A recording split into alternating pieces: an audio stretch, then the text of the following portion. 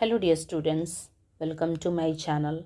आज की इस वीडियो में हम लोग क्लास 10th का पोएम ओड ऑन सॉलिट्यूड का ऑब्जेक्टिव क्वेश्चन आंसर डिस्कस करेंगे, जो कि आपके एग्ज़ाम के व्यू से बहुत ही इम्पॉर्टेंट है। आइए शुरू करते हैं। Ode on solitude is written by dash. Ode on solitude किसके द्वारा लिखा गया है? राइट आंसर हो जाएगा Alexander Pope. A happy man's wants are satisfied by the property inherited by him from his. एक खुशहाल व्यक्ति की ज़रूरतें संतुष्ट होती है जो उसको संपत्ति उसके धरोहर के रूप में किसके द्वारा मिली है। तो यहाँ पे राइट आंसर हो जाएगा उसके पिता से मिली है। D is right option, father. Hours, days and years slide away dash for the happy man. एक खुशहाल व्यक्ति के लिए उसके घंटे, दिन और साल गुजरते हैं। कैसे गुजरते हैं? तो राइट आंसर हो जाएगा सी, सॉफ्टली, यानी बहुत आराम से गुजरते हैं। Meditation dash the happy man. एक खुशहाल व्यक्ति को मेडिटेशन क्या करता है? तो राइट आंसर इज बी, प्लीसेस, यानी एक खुशहाल व्यक्ति को जो चिंतन है, मनन है, उसको प्लीज करता है, प्रसन्न करता है। Alexander Pope was one of the greatest of the early 18th century. Alexander Pope 18वीं शताब्दी के प्रारंभ के महानतम थे। महानतम क्या थे? तो यहाँ पे हम लोग लेसन में पढ़े थे, सटारिस्ट थे और क्रिटिक थे, आलोचक थे और व्यंग्यकार थे। तो यहाँ पे right answer is D, satirist, व्यंग्यकार। Next, the poet does not want anything to mark the place where he is dash. कवि ये नहीं चाहता है कि उसकी जगह को मार्क किया जाए, चिन्हित किया जाए, जहाँ पर वह, तो अब यहाँ पे है जहाँ पर वह दफनाया गया है। तो A is right answer, buried. The poet of the Rape of Lock is.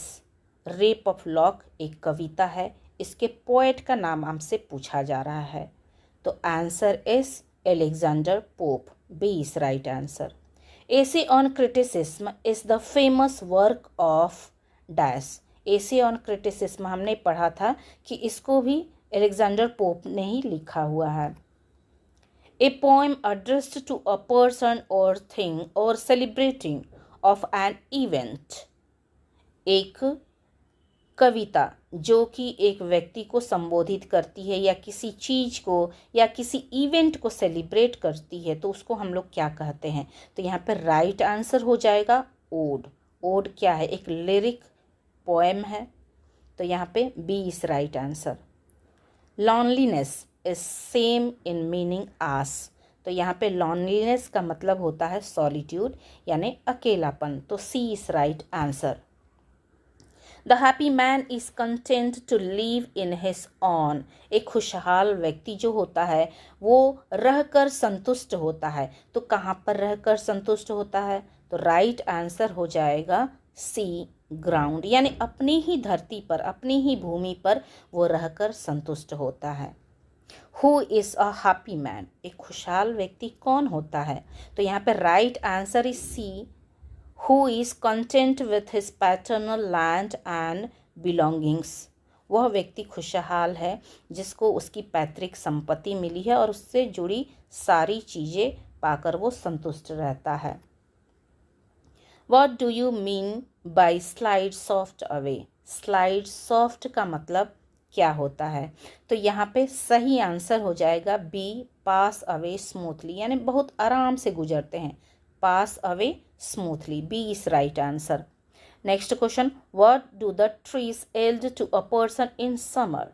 Summer में, गर्मी में पेड़ पौधे एक मनुष्य को क्या देते हैं? तो यहाँ पे राइट आंसर हो जाएगा शेड, यानी कि छाया देते हैं। और क्या देंगे? How do hours, days and years of a blessed man pass away. एक जो खुशहाल व्यक्ति है उसके घंटे, दिन और साल कैसे गुजरते हैं, कैसे बीतते हैं? तो राइट आंसर हो जाएगा ए, सॉफ्टली, यानी बहुत आराम से गुजरते हैं।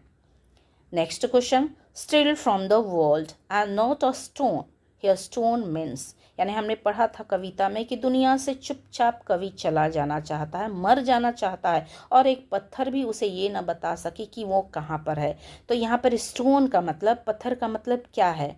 तो right answer is C, a tomb stone, यानी कि कब्र का पत्थर, जहाँ पे कब्र पर लगाया जाता है और उसकी डिटेल्स, जन्म कब हुआ, मृत्यु कब हुआ, क्या थे, सब लिखा जाता है। तो वो एक टूम्ब स्टोन से मतलब है स्टोन का।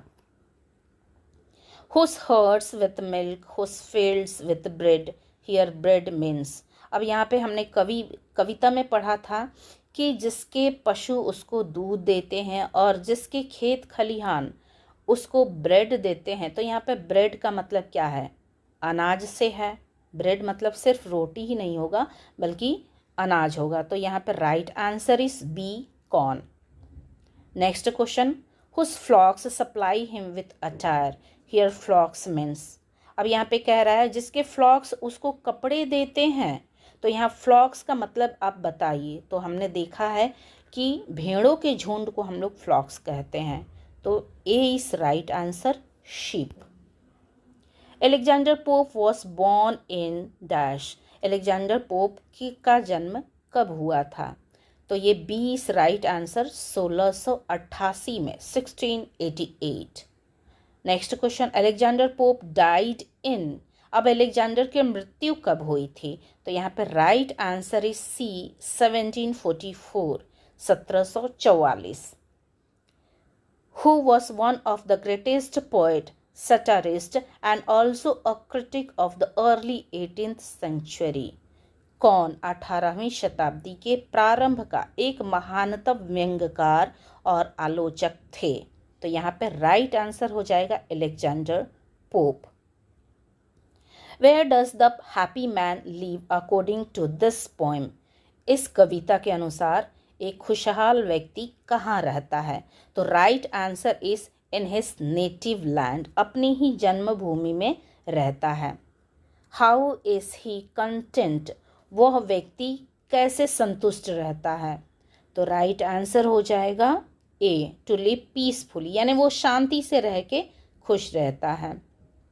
Next question, how does the poet desire to sleep? कवि की इच्छा कैसी है कि वो कैसे सोए?